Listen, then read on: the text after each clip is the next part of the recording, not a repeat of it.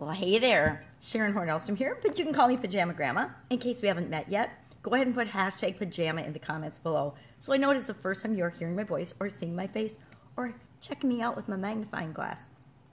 Today is day 6 of our Supersize Your Business Challenge. I'm going to do a little review of where we've come from and what we've talked about so far to make sure you're on track. And then we're going to talk about your super desire. Why, not why, but what it is that you want. The big picture of what it is that you want. So what have we done so far? We talked about, welcoming you to the challenge and getting excited about the challenge. We've talked about what business you're in and introduced yourself. We want to know who you are. Then we talked about what business you're in. We talked about the Supersize formula, what it takes, and we're actually breaking that down over a 3-day period to really hone in on what those things mean to you, because that's how important it is. We talked about what supersize means to you and what does supersize, when you hear it and think about supersizing your business, what does that mean to you? We talked about your superpower, what it is that you are so fantastic at that you have to share it with the world. It's not an option for you to keep it to yourself. You need to share your gifts with the world. Today, we're going to talk about our super desire, what it is that we really, really want. What is that top of the mountain for you? Now, Tim Ferriss has a really cool quote, and it's long, so I'm not going to quote it exactly, but basically it says that 99% of people will live and only go for mediocre things because they're afraid to go for what they really want. They're afraid to supersize their life. They're afraid to even admit to themselves what they really, really want, much less go out and create it in the world. And the truth is that there's way less competition for what you really, really want and your supersized big dreams and goals because everybody else feels the same way. We all don't think we deserve to have what we want, but we absolutely positively do. So he goes on to say in the same quote, it's much easier to raise $1 million than it is $100,000, and it's much easier to pick up the one perfect 10 in a bar than one of the 5 8s in a bar. And think about your life experiences. Think about things that you've seen and done and heard and went for and believed. And ask yourself, can you find examples in your life where that is absolutely positively true? I know I sure can. I'm doing some work and learning about online business. And one thing I've noticed, here's an example.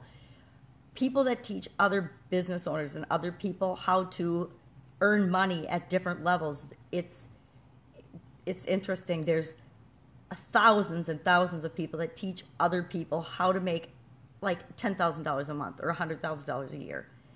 Then there's lots, still like hundreds of people that teach business owners how to make $1 million a year.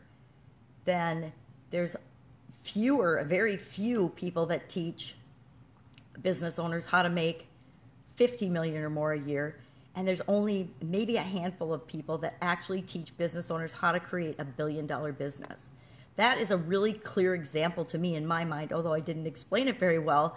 But when I think of an example of this quote, that pops into my mind because it is so prevalent and so clear that that is the way that it works. It's such an example of there's almost no competition if you're going to teach people how to create $1 billion business, but there's unbelievable competition because there's just so many people teaching people how to make a 6-figure business. And that's because everybody's going for the, what's possible. And they're actually thinking, because I've been in some courses that teach this, they're actually thinking that since most people don't believe they could create even $1 million business, we're going to teach them to make $10,000 a month because we know that they can actually put that in their belief system of what is possible for them.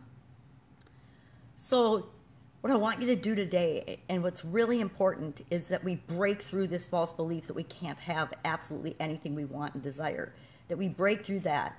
And I'm going to ask you to write down the answer to this question. If nothing, absolutely nothing, is standing in your way of creating your ultimate supersized business, what do you want? If anything, absolutely anything is possible, if you are unstoppable and there are no limits to what you can do and achieve, no limits, no resources, no environment, no nothing that can stop you from getting from here, point A, to point Z, the top of the mountain where you want to be, write down what that top of the mountain is. Absolutely what it is. And if it's $1 billion, if it's $1 trillion, write down $1 trillion, whatever it is for you. It doesn't have to be monetary, but monetary is a good measuring stick for us. It's easy to look at. But make sure you put in other things about what you want that ultimate peak to look like. Maybe it's $1 billion and you only work, like Tim Ferriss says, 4 hours a week. Or maybe it's $1 billion and you're doing all philanthropic things. You don't have to work at all in the businesses that are creating you the $1 billion. Whatever it is for you, write it down today. Your super desire, absolute positive, super desire, no limits. That's it. Have a fantastic day. I'll see you tomorrow with day 7 of our Supersize Your Business Challenge.